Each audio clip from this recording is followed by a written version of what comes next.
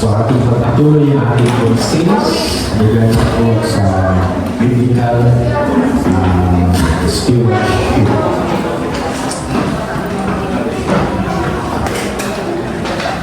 Samahan niyo po muna po doon sa ating pong text na kukuhanan ng ating pag-aaral sa unang Timoteo, 1 Timothy chapter 6, verses 6 to 10, then we'll go on sa verse 17 to 19. So 1 Timothy chapter 6, verse 6 to 10, then 17 to 19. Sa English version, ito po ang sinasabi, "But godliness with contentment is great gain.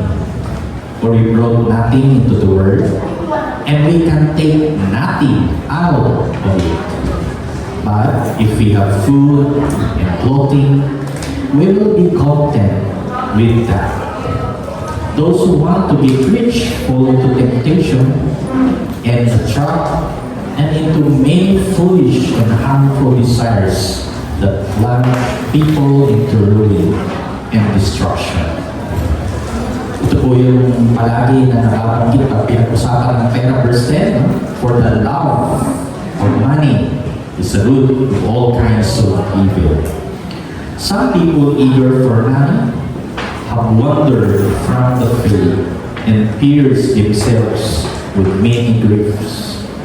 Command those," verse 17, "command those who are rich in this present world not to be arrogant, nor put to their hope in wealth, which is so uncertain, but to put their hope in God, who richly provides us with everything for our enjoyment." Verse 18, "Command them to do good, to be rich in good deeds, and to be generous and willing to share. In this way, they will lay up treasure for themselves as a firm foundation for the coming age, so that they will take hold of the life that is truly life." Tayo po muna yung manalangin. Dakilang Panginoon, salamat po sapagkat kami nabubuhay dahil sa iyo. At maging lahat na mayroon kami, ito man yung tangible things, even the life that we have, resources that we always experience. Ito man po ay provision sa daily needs namin.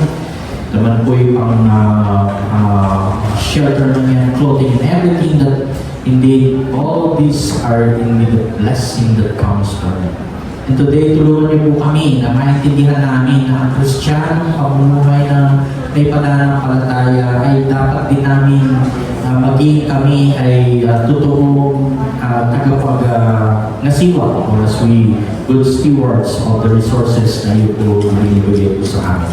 Maging mga prinsipyo po na makakatulong sa amin para hindi lang tumitingin dito sa present life, but even to look forward ahead of us, yung tinatawag namin na paglalaan ng mga bagay sa kalangitan. Dahil sa katotohanan nga na talaga kami nagsilang sa mundo ito talagang hubad as we read the passage. And even the time of Jericho, even Job, as he said, na talagang yung buhay na mayroon ng tao ay dahil sa iyo pinananahan ito. Sa aming pag-isa sa mundo ito, totoo nga kung wala naman kami pwedeng madala. And that is why habang kami ay nag-i-exist at nabubuhay sa pananampalataya, tulungan niyo rin po kami na maging isang mabuting katiwala. Upang sa ganun ay papalaguran ka namin at magamit din lahat ng resources na mayroon kami para mapabigyan ka namin ng kaluluwa. Salamat po dating Diyos sa pangalan ng Panginoon Jesus. Amen. Amen. Ang aking pong layunin sa ating pag-aaral sa umagang ito ay maintindihan natin na magmula na noong last Sunday ng August ay lahat naman ng mga bagay ay talagang galing sa Diyos. At dapat lang tayo matuto sa pagiging isang katiwala. At of course, lahat naman po tayo ay may kanya-kanyang resources. Dapat mamalas natin yun na may katapatan at maging kontento sa buhay na ito. But at the same time, yung apply natin yung pagiging generous, lalo na sa kingdom mindset na tinatawag. At the same time, yung bahagi ng lahat ng ating gagawin na yun ay part ng ating pagsamba at magiging wise tayo sa pamumuhay, lalo na sa internal impact. At ang pangatlo na subong kung napapakinggan nyo naman na ito, mga pamamaraan, how we do manage our resources, na i-apply natin yung 10-10-10-70 principle. Ito po yung balance, giving, or saving, and spending. Ulitin nga natin yung pangatlo dahil sa last part ng aming mensahe ay tututukan natin yung part na yan. 1, 2, 3, 10-10-10-70 principle. So, yun po yung aking layunin sa pag-aaral natin sa umaga nito. At kung titignan niyo po, kapag pinag-usapan po natin ang pananalapi o mga resources, possessions, ay napakarami pong passages at nagbabanggit ng Biblia, mga ako'y inaaral po ito at sa marami pong mga commentators, ay binabanggit po around 2,300 verses sa Biblia. Ang pinag-uusapan po ay pera, wealth, possessions, at yung magiging good stewards. Ibig sabihin naman po, itong pag-aaralan po natin talaga po hindi inihiwalay sa Biblia na mahalaga siya, dapat natin pong maintindihan at mai-apply at the same time magiging tayo mabuting katiwala. In fact, sa pangangaral ni Jesus Christ, ay meron po at least mga 38 parables na tinutuloy po niya ay pananalapi. Mga bagay, mga possessions, at magiging isang mabuting katiwala. Diba, kung titignan niyo po, hindi na natin babasahin yung mga passages na nandyan. Sa Matthew chapter 25, verse 14 to 30, yung mayaman at saka tinatawag nating fool, yung hindi maayos sa kanyang pagtingin sa pananalapi. Sa Luke chapter 12, verse 16 to 21, yung tinatawag nating sure-minder na pinag-usapan po, may pagkakautang, the same time ay yung ano naman po niya doon sa pananalapi. Then Luke chapter 16 verse 1 to 13. And then 15% of everything that Jesus taught ay tumutukoy sa kapirahan. Pakisabi mo sa katabi mo, may pera ka ba dyan?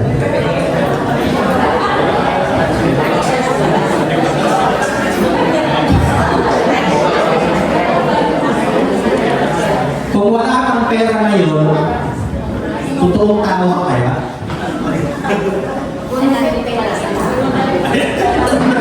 Buti na lang yung pera, may tao. Yung tao ng pera.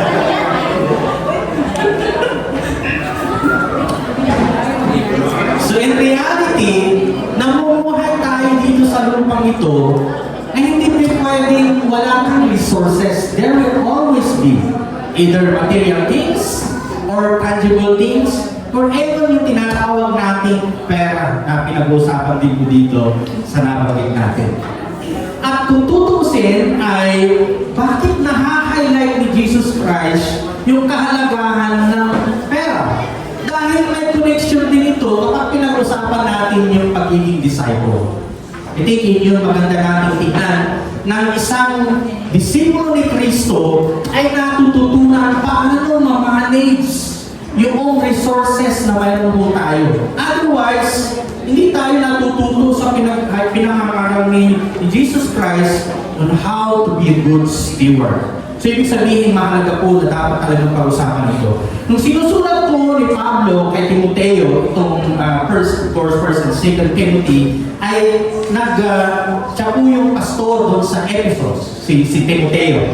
At ang katotohanan at his age ay napakaraming challenge siya kinakaharap sa kanyang pagpapastor doon sa Ephesus. Alam natin ang Ephesus at that time ay isang sabihin nating hub of businesses. Ibig sabihin, malago sa pagninegosyo. Center rin po siya ng lahat. Marami po mga tourists na pumupunta. Sa ngayon po, modern Turkey po yun, yung Ephesus na pinag-uusapan po natin. Hindi na po kasi ako nag-quote ng slide dyan patungkol sa mapa. So nakakahulugan sa panahon po ni Pablo at si Timoteo na papastor sa Ephesus na ang katotohanan sa missionary journey ni Pablo. At least sa kanyang second and third missionary nag-spend po siya. At yung kanyang, I think kung yung kanyang second missionary journey niya, nag-stay po siya for 3 years sa Ephesus. To disciple, to preach, At lalo na yung theater na mayroon po sila, na sabi po nila, yung laki ng theater na yun, na hindi po yung closed theater po yan, ano? Amphitheater na umaabot pa ng mga 24,000 na mga audiences pag may mga pangangaral o kapag may mga event in that place sa Ephesus. So, ibig sabihin mga but at the same time, spiritually, meron din po mga goddesses.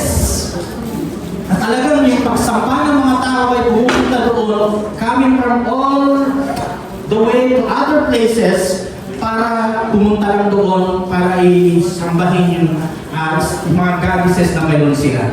At isa sa rin makikita rin po natin sa panahon din po ni Pablo ay mayroon pong mga slaves. At nabanggit nga po dyan sa verse 1 ng 1 Timothy chapter 6 ay pinag-usapan po yan yung relationship ng isang master sa slave. So most likely, yung mga naninirahan at that time, ay particularly yung pamumuhay nila, either yung mga slaves na ito ay sila po yung tinatawag nating being a slave or sila yung nagtatrabaho bilang slave sa isang master. Pero meron din mga kalalagayan sa society ng time na yan na nandoon sa elite na kalalagayan. Ibig sabihin, they have the four resources and everything na meron sila pwede nilang gawin. Pero all of these things, sabi po ni Pablo, na dapat maintindihan ng sino man na ang tagumpay, pwede natin sabihin na magiging kontento ka sa Diyos, doon mo na mahalasap yung totoong tinatawag nating success ng buhay. Sino dito yung may mga bagong iPhone? Pakita nga yung mga kamay nyo, please. Hindi ko po kayo magagalitan. Walang problema naman po yan. Ayaw lang inabas.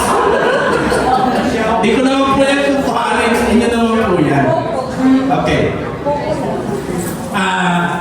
Kung sakasakali po, mayroon ka kayong bagong iPhone 16. May nakikita na po ako na Apple iPhone 17 na po na yun.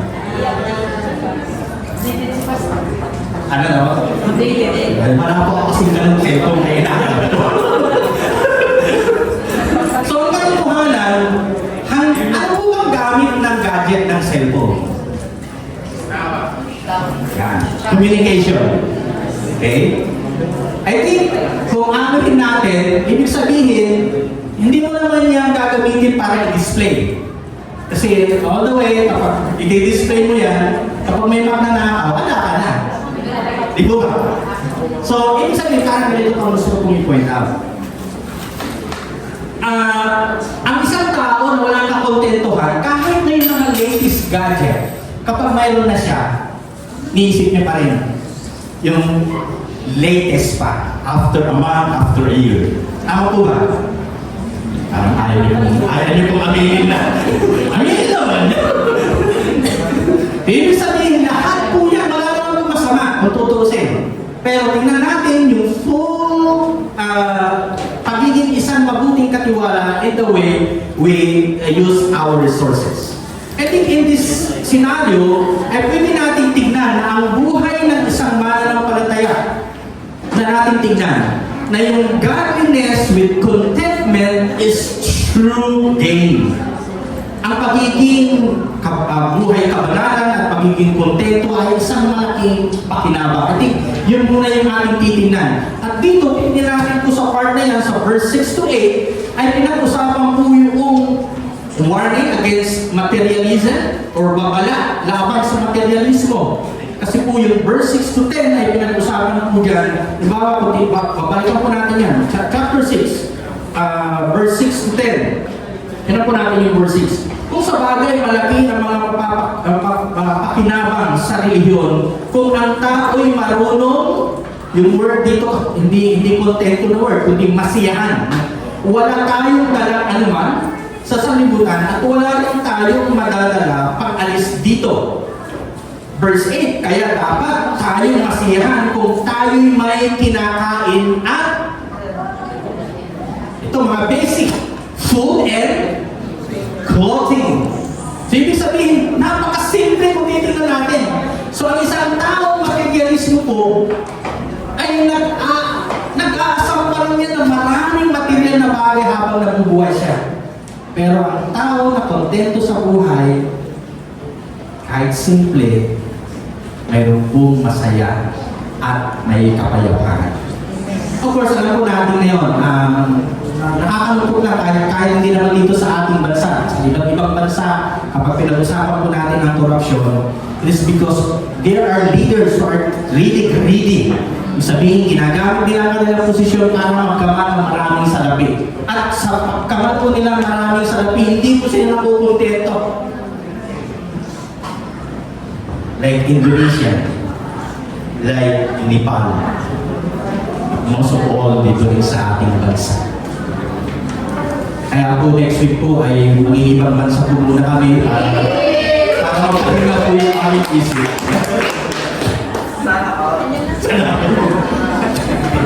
Isipin niyo po, kung tama lang at alam ng ating mga leader na yung kanilang gampanin ay to serve the people at hindi sila makaman ng salapi, I think hindi tayo naghihirap sa anumang mga nangyayari sa ating bansa.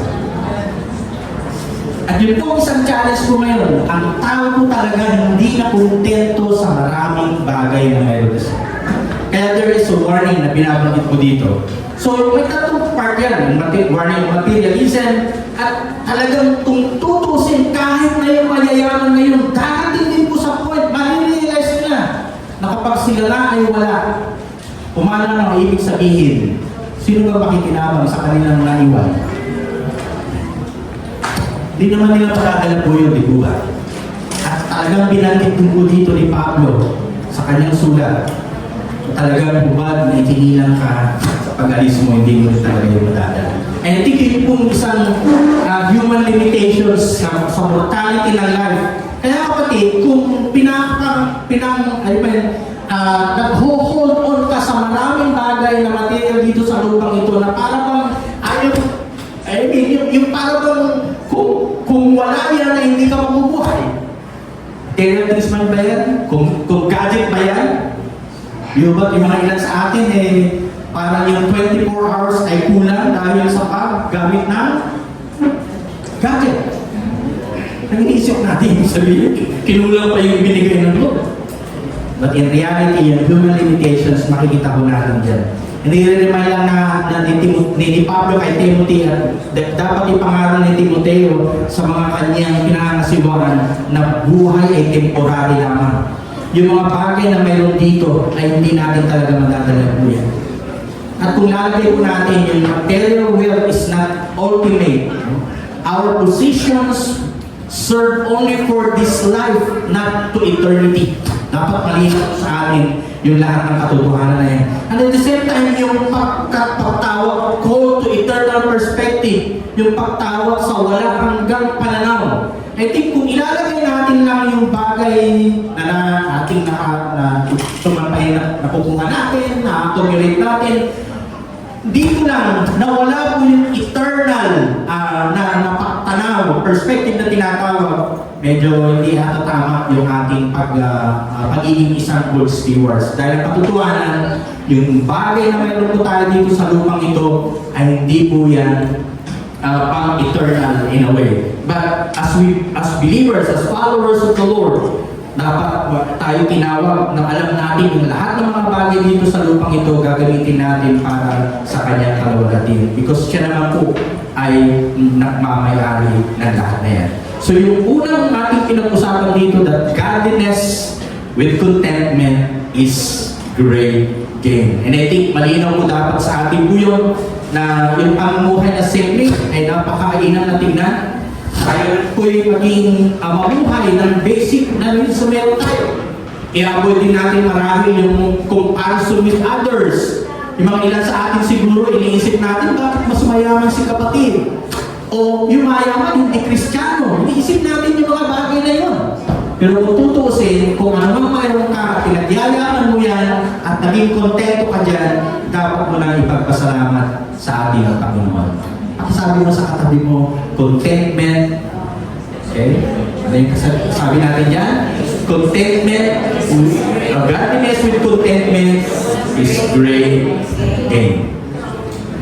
I think kung mayroon tayong ganong pananaw dito sa mundong ito, kahit na yung napakalaking pwedeng resources na mayroon tayo, mapapakinabangan yan para sa kaluwalhatian ng Lord. At of course, magagamit natin for the glory of God.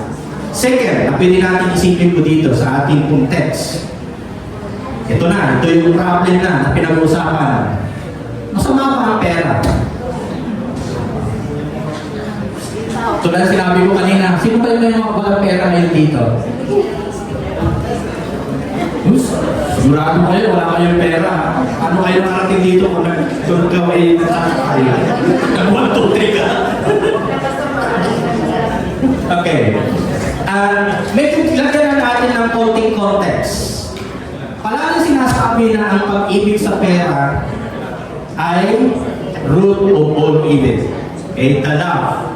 Pero kung aalisin mo yung love of money, pwede pa kaya magkakaroon ng evil ng isang tao sa kanyang gagawin? Yan, medyo anayin natin yung ano na yun. Dahil yung pangalawang ating pinag-usapan na yun from verse 9 to 10 is the love of money leads to distraction.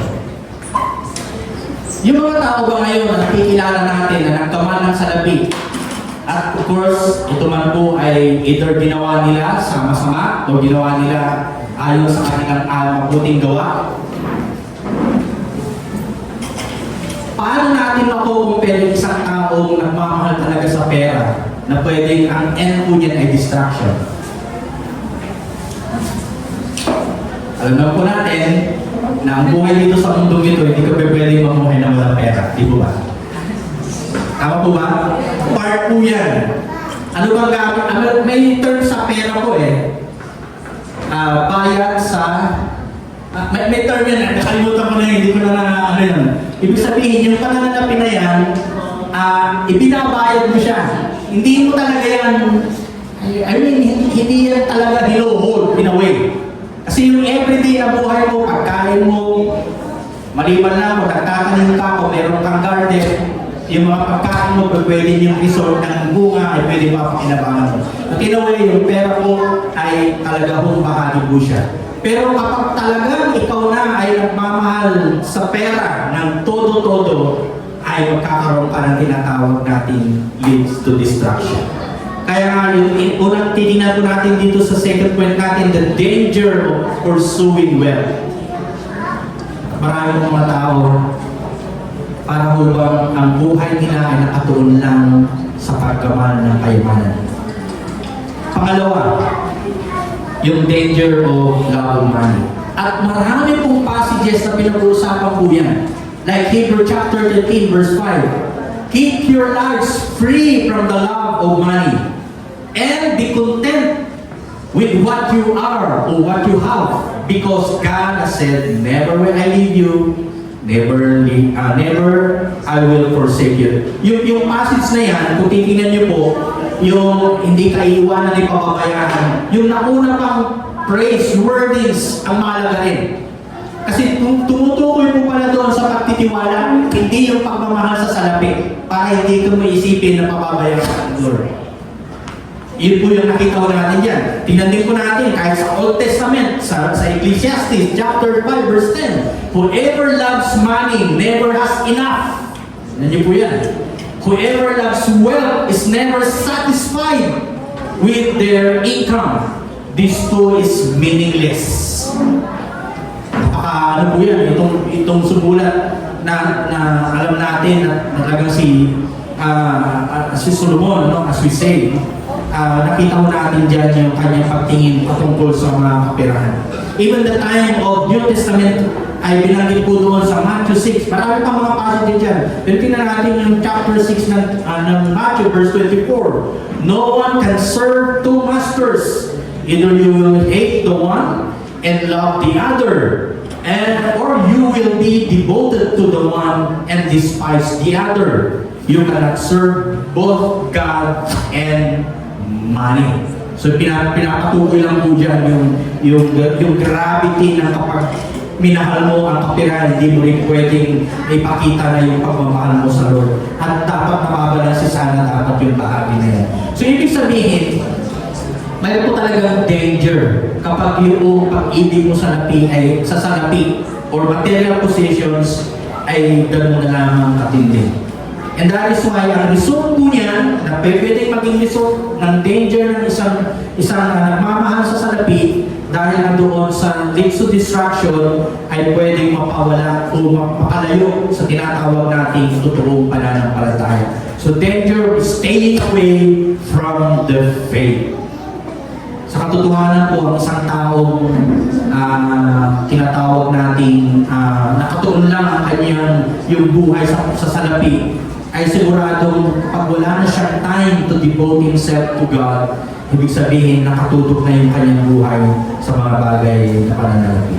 At actually po, this time din, kung babasahin niyo po yung Acts chapter 19, sa panahon po na bumisita po si Pablo sa kanyang missionary journey, ang Ephesus po na binanggit natin ay dahil sa idol worship, yung paggawa ng mga imahin na pinagkakakitaan actually that time ng mga ilang taga doon sa Ephesus, ay talagang may pera na pinag-usapan. Pero ginagamit din po ito na nagdadala ng greed as well. Pag binasa niyo po yung Acts chapter 19.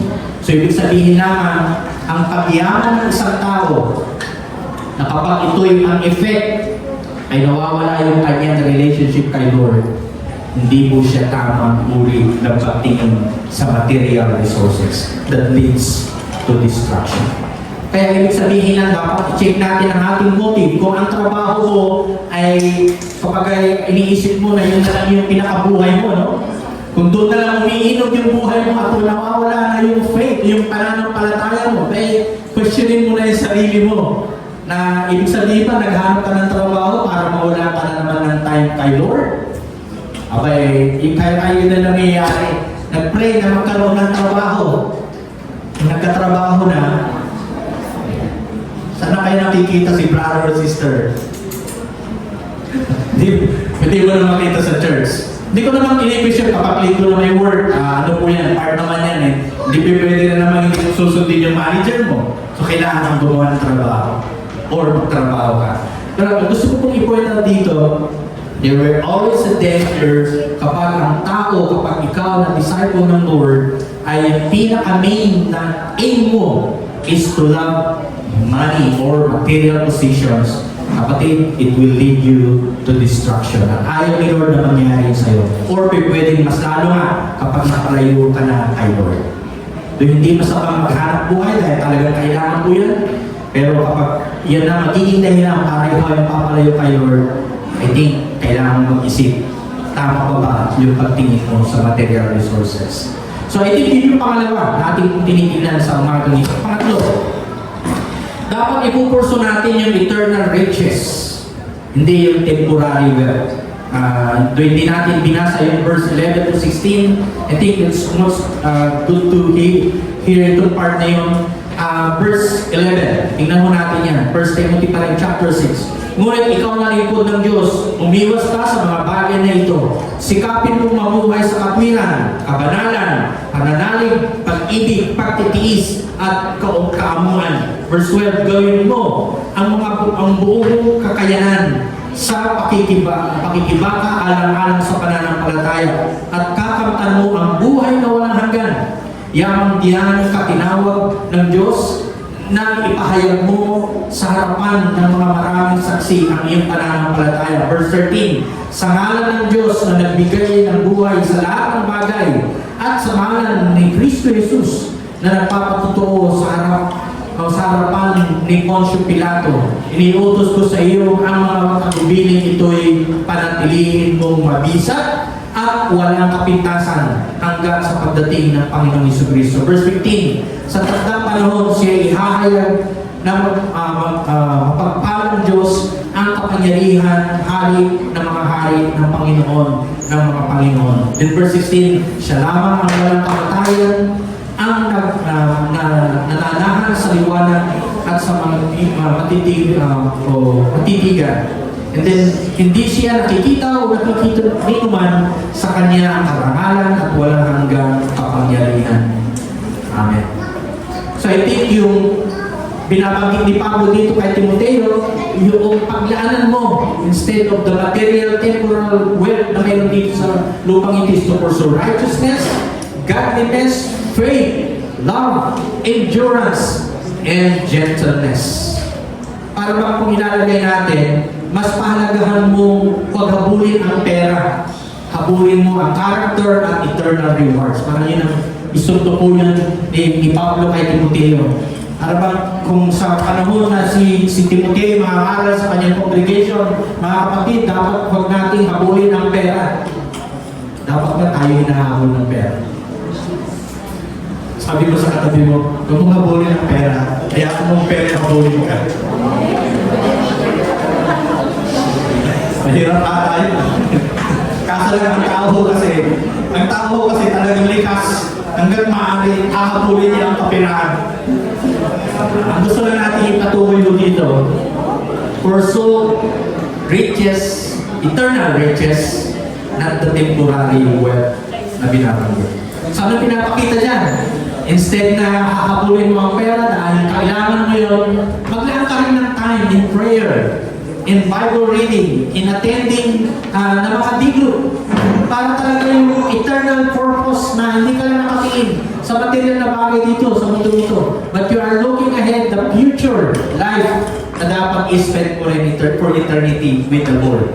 At I think yun pong maganda rin pananaw ng isang follower of the Lord to really put our minds to the eternal things, not for this temporary things na tinatawag.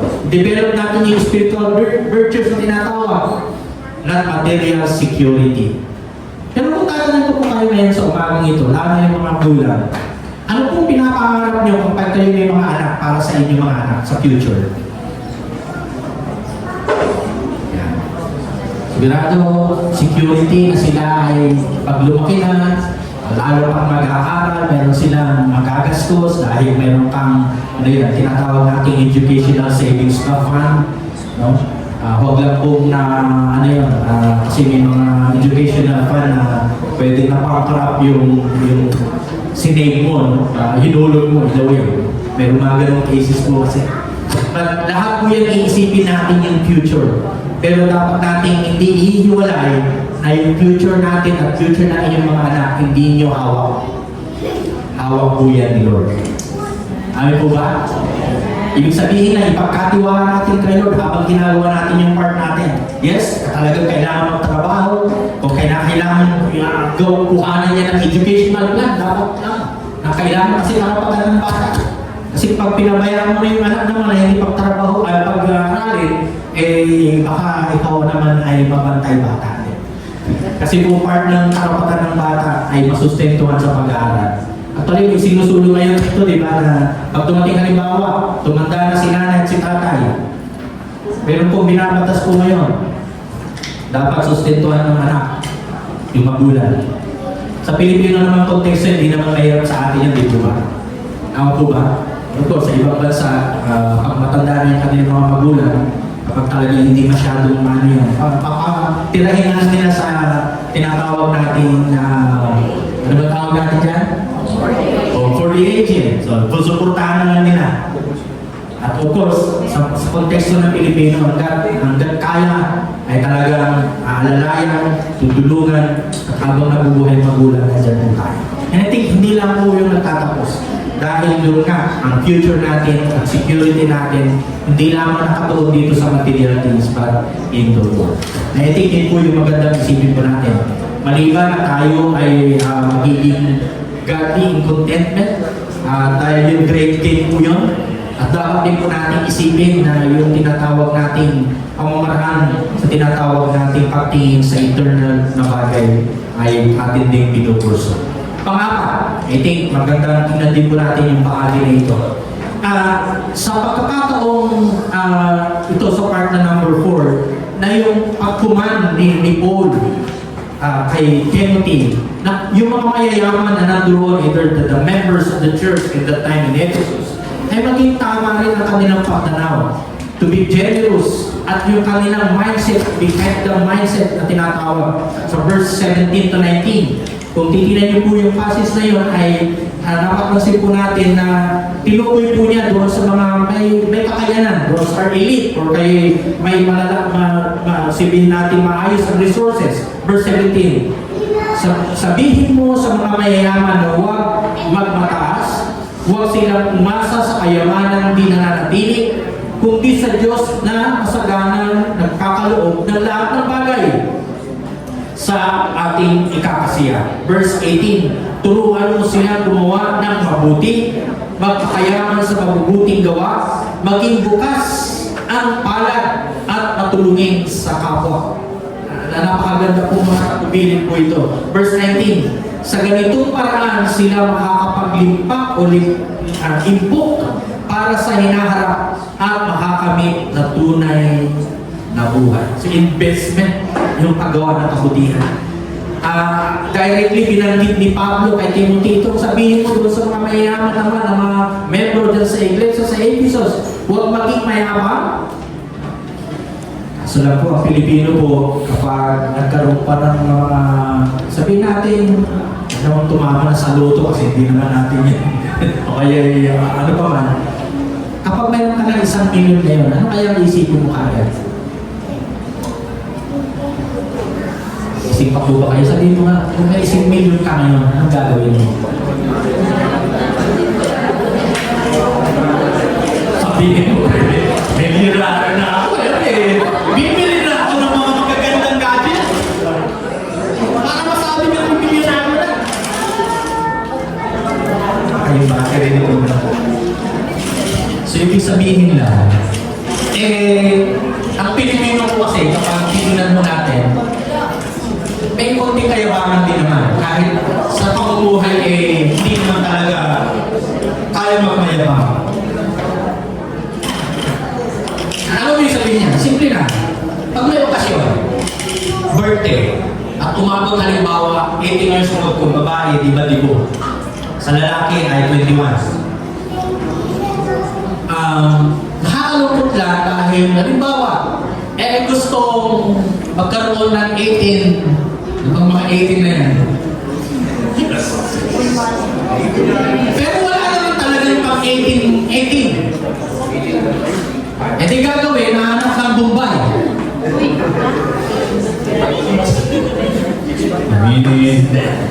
Wala naman, sabihin nyo dito, wala naman dito yan, Pastor. Walang membro pa yan dito sa Putasan. Pero katotohanan, para masabi na talagang bongga, pero yung ginastos, galing pala sa kwento.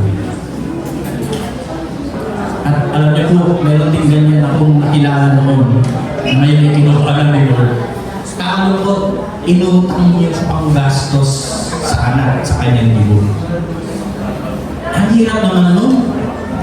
Ako hindi ko kakayanin nun. At actually, itong mga bata, hindi sila nakaranas ng gano'n. Kung meron lang sila na yun. Tutulong na.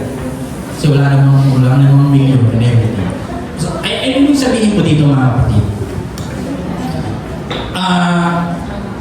Yung kayamanan naman po kasi na kapag yan po ay naayos natin, naging mabuti tayong katiwala, alam niyo po ba na mas lalong, may enjoy natin. At the same time, naluluwal natin ang Panginoon, di po ba?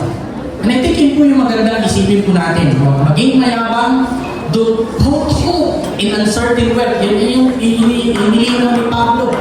Dahil yung kayamanan ay talagang lilipas po yan. But at the same time, ang magandang iminungkahin ni Pablo kay Timoteo na gagawin niya, na maging mayaman sa paggawa ng kabutihan. Ang ganda po, tignan niyo po yan. Be rich in good deeds. Sino po dito yung kayang tumulong sa kapwa kahit hindi man ito inoobliga? Pero may heart ka na tumulong, lalo na kung alam mo na yung tao na yan ay kailangan siya tulungan. Na wala kang iniisip na kapalit. At doing good deeds ay isang bahagi ng virtue ng isang follower of Christ. At binanggit pa po niya, yung paggawa ng kabutihan, ginamit pa niya yung word generous and willing to share. Kung mayroon tayong ganyang mindset, I think magkakaroon tayo ng tamang perspective sa buhay na ito. Yung kingdom-minded na tinatawag.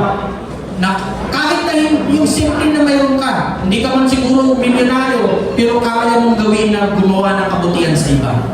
Na hindi mo iniisip na ipagmamayabang mo yun o dahil ikaw ay napipilitan gumawa.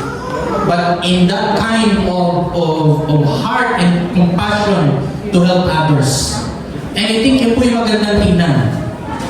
Meron na isang farmer na nagtanim. Ang kanyang iniisip sa kanyang pagtatanim ay hindi lang para sa kanyang makinabang sa pamilya at later on kung maraming harvest ay kikita siya.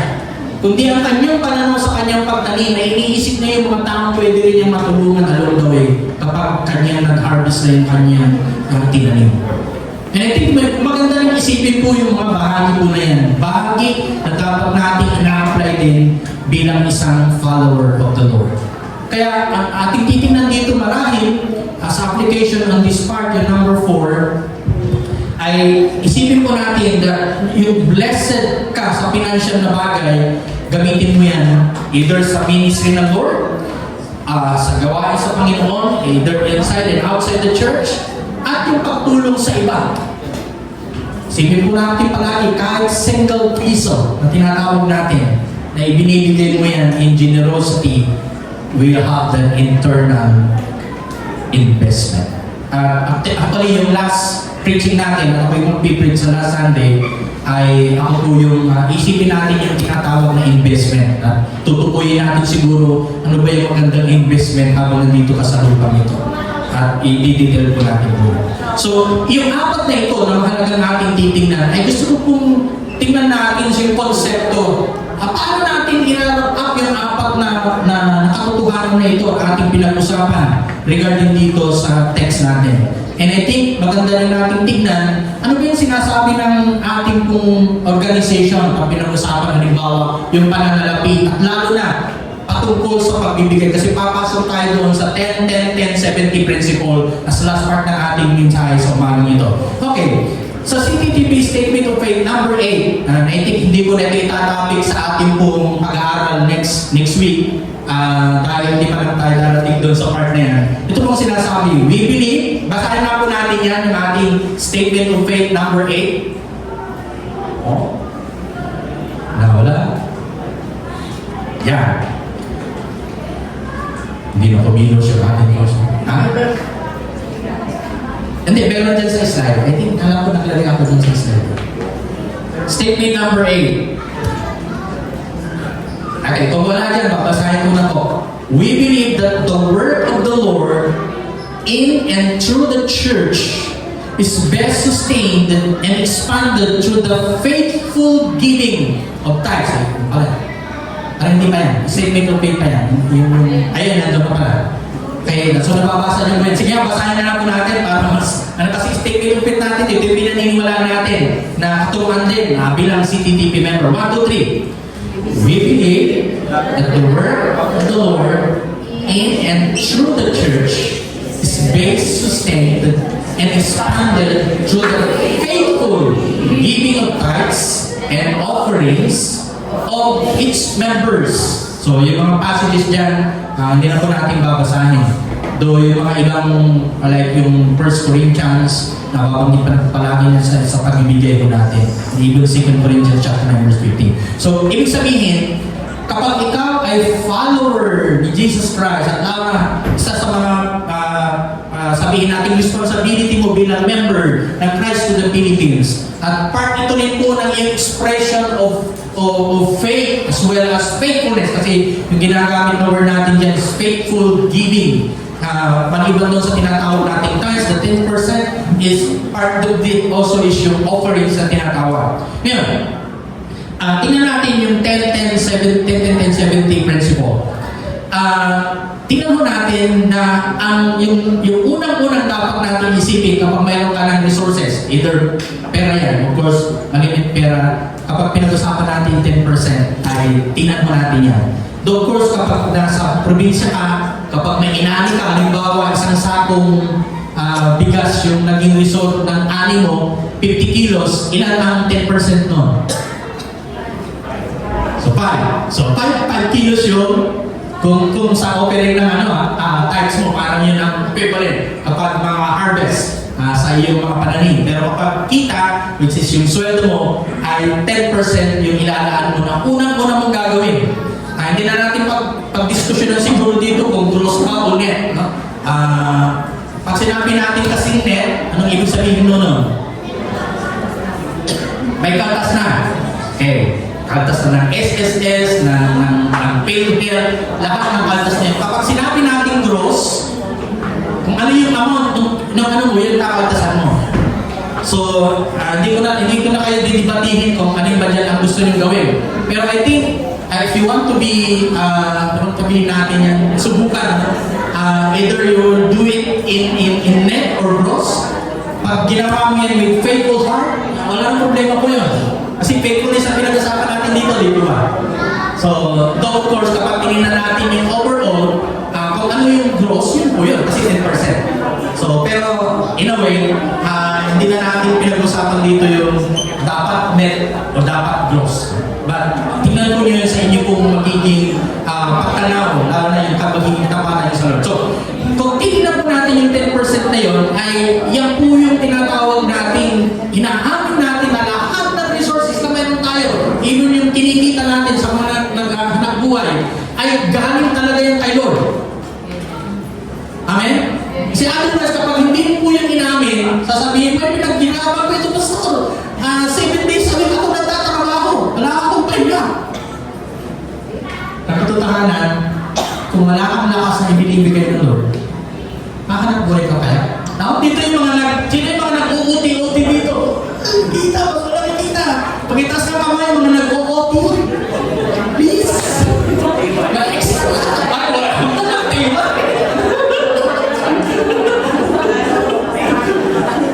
So, medyo ano po yan?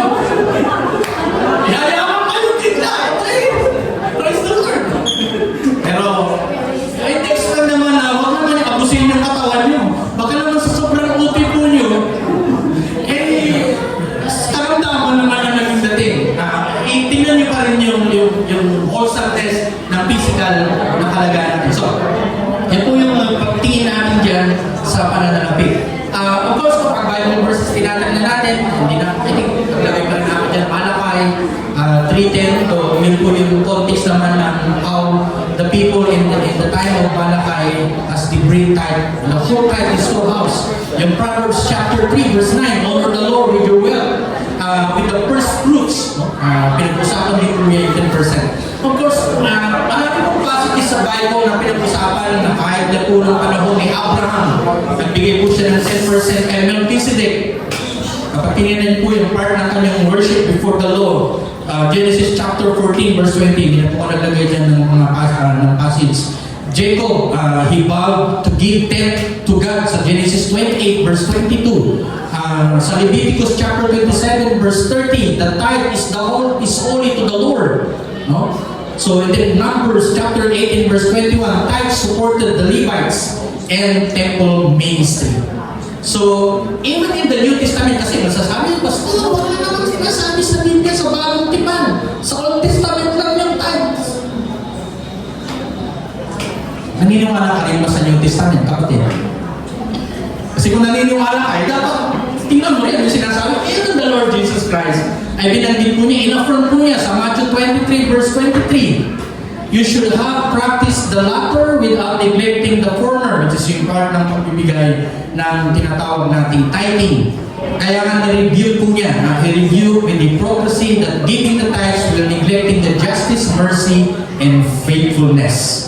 So yung principle of giving tithe is part of our acknowledgement that God is the source of everything, and part of our worship ay bahagi po yan na dapat natin tingnan as a followers of the Lord. So, 10% tithe. So, sabihin mo 10. So, para kay Lord yan. Para kay Lord. Paano, Pastor, kung talagang itong buwan na ito, yung sinuweldo ko talagang kulang na kulang sa next na mga weeks na 15 days. Pastor, utangin ko muna yung tithes ko. Meron po ba kayong ganong karanasan, mga kapatid? Kung mayroon po, huwag malagi. Please. Gagawin nyo kaagad, pagkatanggap nyo ng sweldo, katasan nyo kaagad ng 10%. Amen? Parang hindi kayo kakakombensido. sinasabi ni Lord, bigyan natin kasi para sa kanya po yun. Pero hindi na nakahulugan na kay Lord magagamit yun. Ibig sabihin lang, kasi lahat naman ng resources galing kay Lord, kaya hindi wala na siyang pangailangan. Pero part ng ating pagsunod, part ng ating magiging tapat na katiwala, ina-acknowledge natin na kahit na yung 10% na yun, ay hindi sa atin, it is for the Lord. So para sa kanyang kaharan, ibibigay ko kayo kasi wala na siyang kailangan. Kailangan niya para yan sa ministry at anumang gawain para sa kanyang kingdom. So, pag mayroon kayong ganong gagawing discipline, I think, mararanasan niyo naman yung tinatawag nating pagtingin kung paano si Lord naman magbigay. So, that 10% ay iba pa ho yung isa pang 10%. Ano naman po itong 10% na ito? Tumutukoy naman po ito ng yung offering. So kung halimbawa, 10,000 ang iyong sweldo sa kalahating buwan. Lagyan natin ng konting context. Meron ba kayong sumisundan ng gano'n? Kalahating buwan? 10,000? Kitas nga mga kamay, hindi ko kayo susulat na dapat may tax. Kitas nga kamay, kung nasa 10,000 yung kinikita sa kalahating na buwan. Ayaw pa yung tax. Ayaw aminin. Okay. Kung 10,000 yan, at gamitin natin yung calculation ng gross, ilan dapat? Ilan dapat ang itatimes mo kay Lord sa 10% ng 10,000? Okay, 1,000. Ilan ang naiwan sa'yo? 90. 9,000 na yun. Yung 9,000 na yun, sino pa pong may-ari nun? Ikaw o si Lord? Nagisutuloy kayo. Nagisutuloy kayo. Pag sinabi niyo sa inyo yun, at wala na si Lord doon, anong ibig sabihin nun? Inaamin nyo na kayo may-ari na talaga nun. Pero katotohanan, kay Lord pa rin talaga yun. Ipinagkatiwala lang sa'yo yung 9,000 na yun. Tama ba? Hindi na kayo convince yun. Okay. In that 9,000, babawasan mo ulit ng 10%. Para saan yung pastor? Para sa offering. Okay? At pagtulong sa iba. So yun yung binabanggit din ni Pablo na yung lahat yung mga mayayaman na binanggit doon. Pero in general po yun, na kahit na mayaman ka o mahirap ka, you can still have to give. Maliban doon sa tinatawag nating 10%. So yung isang 10% na bahagi po noon ay tinatawag nating free will giving.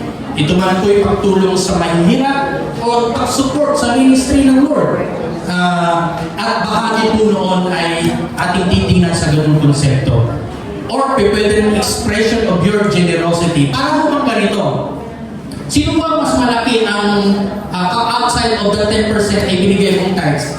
Mas malaki po ba yung 10% sa 90%? O yung 9,000 sa 1,000? So, malaki pa rin yung 9,000. Pero iniisip mo pa rin, sa inyong tingin, kulang po kaya yun sa iyong mga pwede mga pagkakagasasan.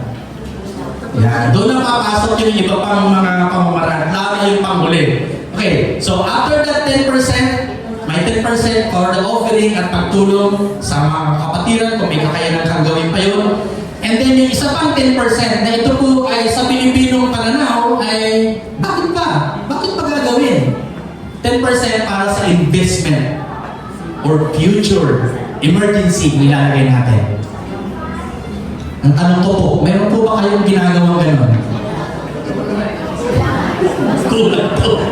Kulang to yung mentors. Kaya po tuloy.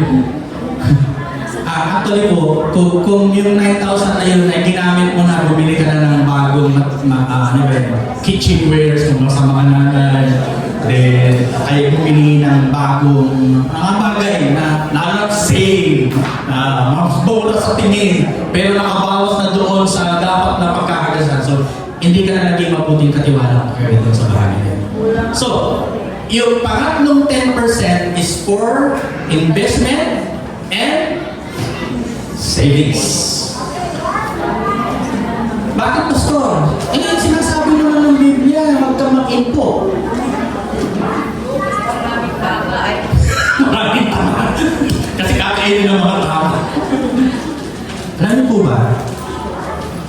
mga taong alam po nila yung ganitong prinsipyo, hindi mo sila nangangahope o kaya natataranta kapag may mga emergency. Kasi they have something to pull out. And I think yung kulang sa atin. Sinasabi pag either gagamitin mo yan sa umikot sa negosyo, yung halimbawa 10% na yun, then later mo kapag kumita, sisig mo pa, madadagdagan pa yung savings mo. Yun ang magandang tingnan po yun. At I think yung po yung kulang din sa atin sa Pilipinong pananaw. Lalo pag inisip ko, basta talaga naman kulang na kulang sa isang buwan yung sweldo ko. Lalo na lumalaki ang pamilya. Inisip ng mga iba, nagpamilya ka ng malaki. Hindi talaga nakapin mo talaga totoo yan. Hindi yung pinag-usapan. Okay. So, ulitin natin yung 10% na una. Tayo. Second, offering and share to others. Giving good deeds to others. Third, the 10. Savings and for emergency purposes. The last, ilan na lang natitira sa 100%? 70%. Paano naman ito gusto ng 70%? Diyan mapapasok yung tinatawag natin yung budget mo ng isang buwan. Kung isang buwan yung iniisip mong budget. So, living expenses ang tinatawag yung 70%. Ngayon, bakit sinabi ni Pablo doon sa verse 6 to 8 ng 1 Timothy, but godliness with contentment is great gain. Kaya nga, if we have food and clothing, we will be content with that. Even yung Luke chapter 14 verse 28, suppose one of you wants to build a tower. When you first set down and estimate the cost, so pinapakita po yun yung expenses o yung paano mo i-manage yung remaining 70% na mayroon ka. Ngayon, kung ilalagay natin ngayon, paano mo i-manage yung 70% kung halimbawa, so from 10,000, nabawas ang magkano na sa 10. Okay, ilan na natitira? 7,000. So yung 7,000 na yun, paano mo yung i-manage na? So, upa ng bahay. Ang upa ng bahay daw ay 5,000. Tignan 2,000 na. Paano na pala yun? Ano yung magpapasting ako? Magpapasting ako ng kalahating linggo bago dumating mo yung sahod? Eh kung reality yun, ano yung dapat mong gawin? Ganap ng extra income, pinapailangan, mag-business, yung investment mo, paikutin mo. Eh kaso lang po, ang nangyari dun sa 7,000 na naiiwan, may utang ka pa. Babayad ka pa. Ano naman nangyari? Oh boy. So ano po pwede natin tingnan po dyan? In that way, ano yung ginawa mo sa 10% na una? Nice. Nung ibinibigay mo ba yun, naisip mo rin ba na malaking kakaltasan yan sa pera na binigay sa'yo? Hindi na. Kung mayroon kang ganun, ibig sabihin, nagtitiwala ka kay Lord na yung kakulangan pa doon sa 70% na gagasusin mo, si Lord na yung gagawa rin ng pagkakataon. Para i-bless ka. Pero huwag ka namang maghayaan. Amen? So, ibig sabihin, pakalanin mo at talagang ipagkatiwala mo kay Lord yung mga kakulangan pa. Kasi si Lord na yung magpupuno ng lahat ng kakulangan na yan. So, ano pong pinapakutukoy ko kayo dito sa umagang ito, mga kapatid? Hoping and praying na kapag in-apply niyo po ito, ay ibalita niyo po sa akin o kaya sa congregation. Kung kailan yung sisimulan, kung hindi pa nagagawa, try niyo po. Ano po uli yun? Unang 10. Pangalawa, offering and sharing to others. Isa pang 10, investment. At of course, for future emergency purposes. And then last na 70 ay for kung doon pa lang sa 10-10 na hindi ka naging maayos, mahirapan mo na i-manage yung 70. Pero dahil alam mo, si Lord may-ari lahat yung 100% na yun o 10,000 na yun, pagkakatiwala mo mo yung 10 kay Lord, yung 10 pa na pwede mong i-express yung extra effort mo para ipagkatiwala kay Lord magamit sa kanyang kaharian and then your business. So, ayaw ko pong mangyari kasi na information lang itong sinare ko sa inyo sa umagang ito. Gusto ko pong gawin niyo po, after this message, manalangin na po kayo. Lord, gusto ko pong subukan. Sa tingin niyo po ba, pag sinubukan niyo, may mawawala sa inyo yung ganong principle? Try niyo subukan, pag-pray niyo po. Hindi niyo pa ginagawa. And then, after a month, either next month, October, mag-testify po kayo nung in-apply na po yun. Okay po ba? Deal po tayo dahil deal.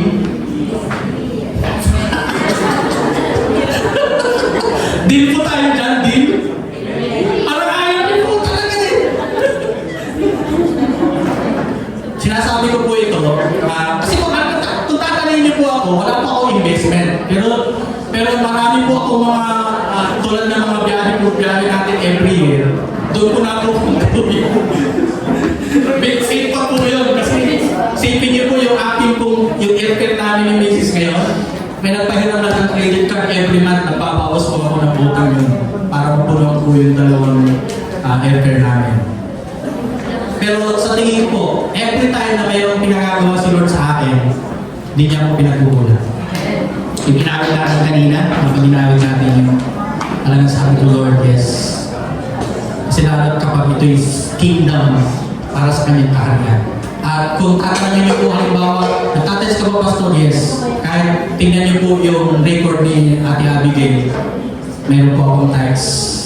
May magkakataon na extra pa ako yung cover. Pero mostly yung tags talaga yun. At nakikita ko po si Lord na naging tapat sa kanyang pangako. So ibig sabihin, gusto ko po, try niyo po, subukan niyo po, start niyo po this month. At next month, gusto ko po makapakinig na magagandang kwento kung paano kayo sinamahan, binless ni Lord, at nakatulong yung 10, 10, 10, 7.